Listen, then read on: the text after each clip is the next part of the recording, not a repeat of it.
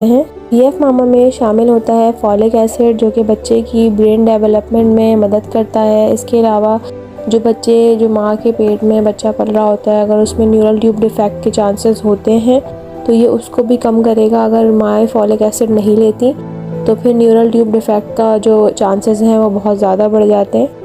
इसके अलावा जो दूसरा इसमें शामिल है वो प्रोबायोटिक्स शामिल है। इसको कहते हैं BB536 और ये हेल्प करता है आंतों की हेल्थ में, यानी कि हाजमे को अच्छा रखता है, जो कि प्रेग्नेंट वुमेन होती हैं या जो दूध पिलाने वाली माएँ होती हैं।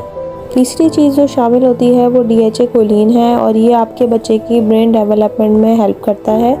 इसके अलावा इसमें होता है FOS, जो कि एक प्रीबायोटिक फाइबर है, जो कि सपोर्ट करता है आपके डाइजेस्टिव सिस्टम को। इसके अलावा इसमें विटामिन एंड मिनरल शामिल होते हैं जो कि ज़रूरी होते हैं प्रेगनेंसी में, और उनके लिए जो दूध पिलाने वाली माएँ होती हैं उनके लिए बहुत ज़्यादा इंपॉर्टेंट विटामिन और मिनरल्स होते हैं। अब बात आती है कि आपको इसको इस्तेमाल किस तरीके से करना है। इसको आपने इस्तेमाल इस तरह से करना है कि आप